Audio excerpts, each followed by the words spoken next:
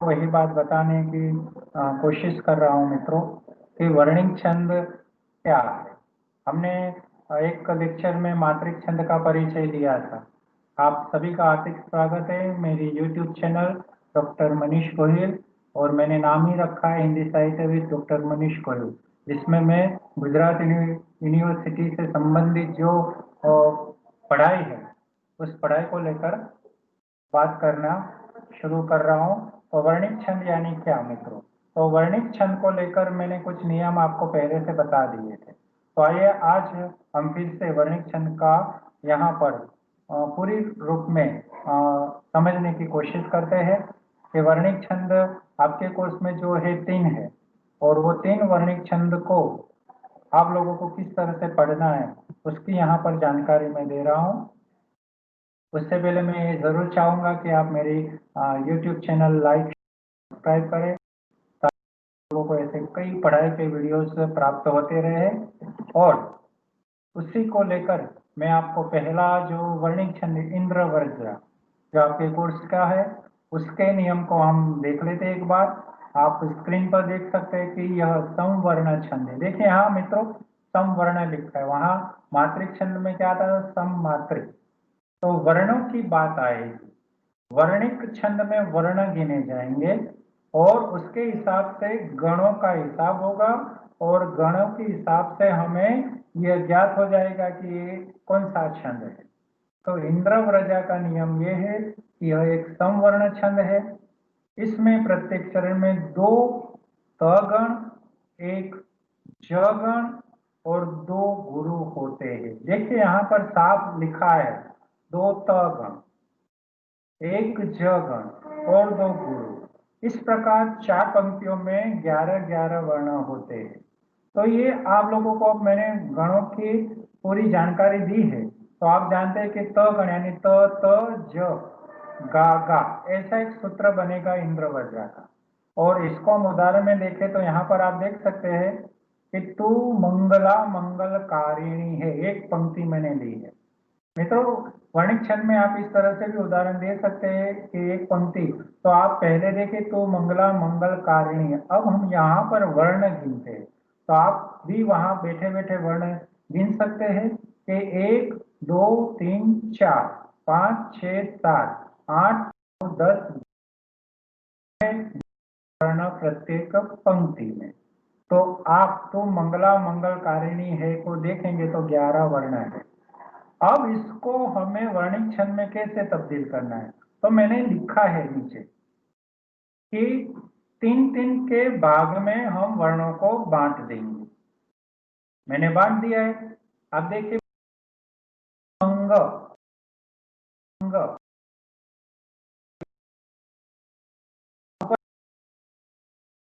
और आप 3-3 वर्णों के हिसाब से समूह में रखेंगे तो इस तरह की पंक्ति बनती है। तो मंग, फिर ला मंग, लकारी णी है।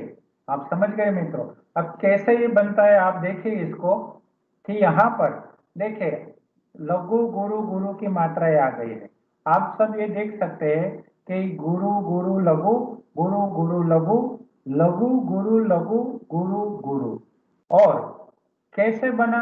तो आप जानते हैं कि त में बड़ी मात्रा इसलिए गुरु हुआ, म पर अनुस्वार इसलिए गुरु है, ग में कोई मात्रा नहीं इसलिए लघु हुआ, ल में आके मात्रा इसलिए गुरु, म पर फिर से अनुस्वार आया तो गुरु है, ग में कुछ भी नहीं है, ल अकेला इसलिए लघु है, क में आकी मात्रा है, और री भी ह्रस्व है इसलिए छोटी मात्रा है तो लघु है। और अंतिम 2 वर्ण है वो दोनों गुरु जाते हैं क्योंकि दोनों में दीर्घ और मात्रा है। तो तुम मंगला मंगलकारिणी ही को हम इस तरह से पहले तो बांट देते हैं। आप कर्सर को देख सकते हैं बराबर। फिर उसके ऊपर आप लोगों को इस तरह से मात्राएं गिननी पड़ेगी, तभी जाकर आपको गण मिलेंगे। अब तू मंगल मंगलाकारिणी मैंने बांट दिया 3-3 के भागों को, फिर मैंने मात्रा लगाई तो हमें वो गण के सूत्र याद करने हैं। यमाता राजे बानो सदगा, ठीक है। तो यहाँ पर सूत्र हमें दे दिया गया है पहले से, यहाँ पर है त त ज गा गा, मैंने यहाँ लिखा है। तो देखिए त पहला यहाँ आएगा। क्यों? तो आप जानते हैं गुरु गुरु लघु, ता रा ज, समझ में आया आपको? पहला आया तो ता यानी गुरु, रा यानी गुरु, ज यानी लघु। फिर से भी है ताराज। देखिए मैंने आप ऊपर लिख दिया है, ये त गण फिर से बना क्योंकि ता गुरु, रा गुरु और ज लघु। फिर ज गण, तो ज गण का सूत्र क्या है? ज भा न। तो ज में पहले लघु है, ब तो भा है इसलिए गुरु है, और अंत में फिर से लघु है तो न। तो ज गण बनाया और गा गा यानी गुरु गुरु। तो नियम इंद्रवृज्या का आपको अभी मैंने बताया था कि प्रत्येक वर्ण 11 और उसका सूत्र है त त ज ग ग। ऐसे भी कई लोग बोलते हैं और त त ज गा गा। तो यहाँ पर अब आपको वो वर्णिक छंद जो है उसका जो कोष्टक मैंने आपको पहले दिया है वो सूत्र के साथ आप लोगों को याद रखना पड़ता है।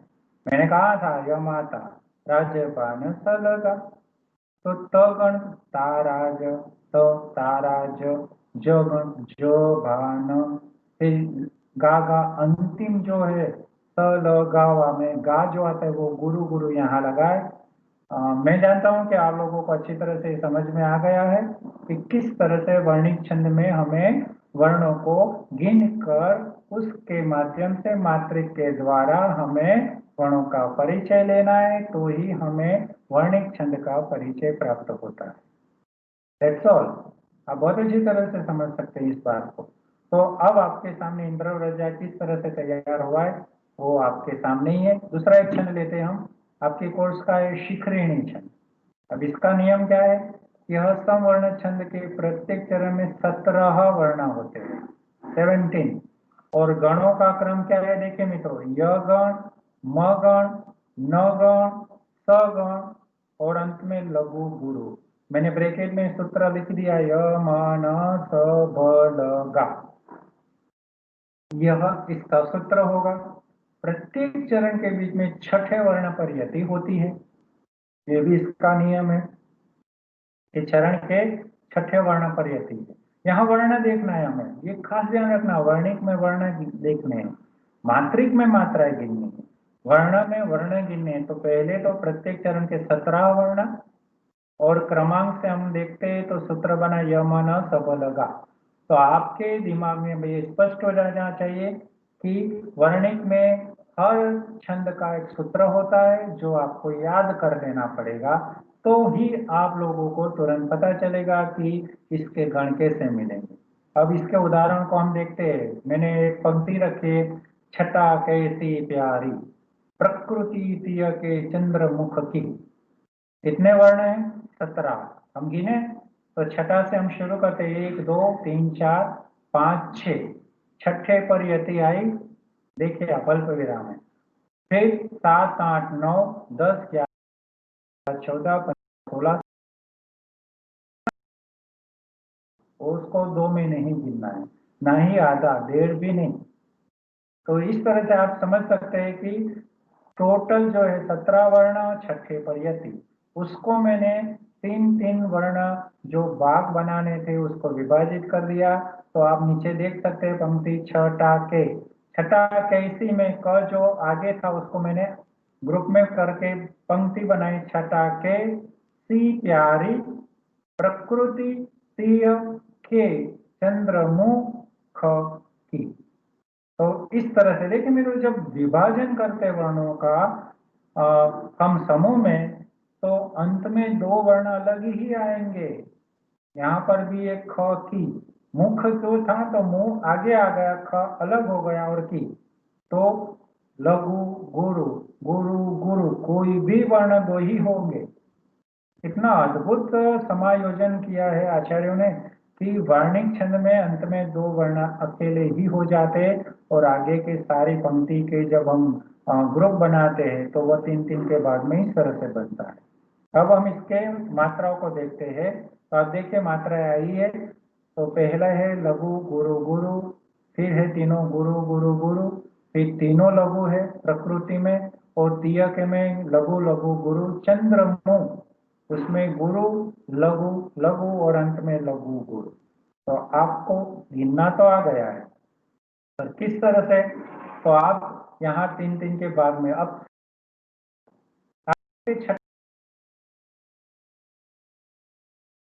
इसमें सी प्यारी पूरा एक भाग बना, तो तीनों गुरु इसलिए हुए क्योंकि हर जगह मात्राएं है, और इसी वजह से वो गुरु। प्रकृति में कोई भी बड़ी मात्रा नहीं, इसलिए तीनों तीन लघु है।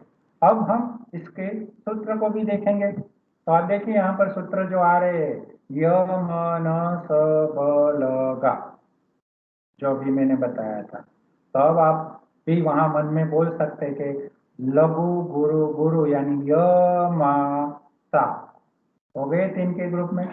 फिर दूसरा है सी प्यारी, तीनों गुरु है तो कौन सा आएगा, य म न स ब ल गा। तो यहाँ पर य माता मा ता रा, तीनों तीन गुरु है, मा ता रा, आप लोग समझ गए। फिर तीनों तीन लघु है तो वह है न स ल, तो न गण आ गया। फिर बाद में तीयक में लघु लघु गुरु तो स गणे स ल ग, और बाद में भ गणे तो उसका सूत्र है भा न स, और अंत में ल और गा यानी लघु और गुरु। तो इस तरह से पूरा सूत्र पकड़ सकते न स कि जहां पर आप इस तरह से पहले तो वर्णों को बांट देते, फिर मात्रा के हिसाब से आप पकड़ते हैं क्या, गण को। और गण का सूत्र आपको याद होना चाहिए कि तीनों गुरु कहाँ है, तो माँ, आप जानते हैं माँ तारा में म गण वही होता है। तो आपको समझ में आ गया इस तरह से मित्रों। आगे एक और छंद जो आपका अंतिम है वह है सवैया। यह 4 चरणों का मत्पाद वर्ण छंद है। वर्णिक वृत्तों में 22 से 26 अक्षर के चरण वाले जाति छंदों का सामूहिक रूप से हिंदी में सवैया कहने की परंपरा है। यहाँ पर मत गयंद सवैया का उदाहरण हम देखेंगे मित्रों, क्योंकि सवैया में बहुत सारे अलग अलग छंद है। क्यों? क्योंकि वर्णिक वृत्तों में कैसे 22 से 26 अक्षर आते हैं। 23 आएंगे तो भी वो सवैया कहलाएगा, 22 आएगी तो भी सवैया, 24, 25, 26 तक कोई भी यहाँ पर वृत्त यानी अक्षर के चरण आएंगे तो उसे आप सवैया कह सकते हैं। हाँ, सभी के नाम अलग अलग होते हैं। तो यहाँ पर मैंने एक सरल उदाहरण रखा है, वो है मत गयंद का। तो उसकी परिभाषा हम देखें कि इस सवैया के प्रत्येक चरण में 23 वर्ण होते हैं, 23, और गणों का क्रम कैसे, 7 भ गण और 2 गुरु। मैंने ब्रैकेट में लिख दिया है ब ब ब ब ब ब ब 7 बार, और गा गा, क्योंकि 7 भ गण है। और सब चरणों में तुकांतता रहती है। यह सवैया का सर्वाधिक लोकप्रिय रूप है। ये सवैया का सबसे लोकप्रिय रूप, इसीलिए मैंने इसका उदाहरण रखा है और आपके लिए सरल रहे कि एक साथ 7 भ गण है, आपको आंख मूंद कर तुरंत पता चल जाएगा और आप उदाहरण में लिख भी सकते हैं। मैं आपको उदाहरण बताता हूं। या लकुटी अरु कामरिया पर राज तिहु पुर को तजी डार, पंक्ति ली है, उसको हमने वर्णिक के हिसाब से अलग अलग जो गण मिलाने इसलिए बांट दिया 3-3 के ग्रुप में। और हम देखते देखिए कैसे बन गई पंक्ति, या लकु टी अरु या पर राज अंतिम 2 वर्ण आए बिल्कुल, जब 3-3 में हमने बांटा। मैंने जो ऊपर वो निशान बनाए मित्रों, वो आप लोगों को भी बनाना पड़ेगा। जब आप परीक्षा में ये प्रश्न पत्र में इस प्रश्न को पसंद करके लिखेंगे तो पहले पंक्ति है आप लिखेंगे, उसके बाद उसको 3-3 के ग्रुप में बांटेंगे, तब जाकर ऊपर आप छकड़ या कांस कहते हैं ऐसे उल्टा वो कर सकते हो। यहाँ मुझे वो सिस्टम में नहीं मिला, इसलिए मैंने इस तरह का एक निशान बनाया है। बहुत मेहनत का काम है, आप देख सकते हैं कि पकड़ पकड़ कर बनाया फिर कलरफुल किया। तो ये मैंने बनाया। आप लोग भी ऐसे 3-3 के समूह में वर्ण को बांटकर ऐसे छकड़िया काउंस रखेंगे और पहले मात्रा गिनकर भी छकड़िया करके फिर ऊपर आप लोग गण के जो पहला अक्षर है उसको लिखेंगे, तो पूरी तरह से स्पष्ट हो जाएगा ये छंद कि आप किस तरह से समझाते हैं।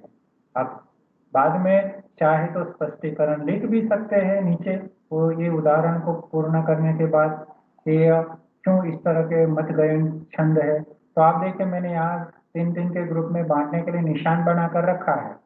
अब मैं मात्राएं पहले रखता हूँ यहाँ पर, तो देखिए मात्राएं आई आपके सामने।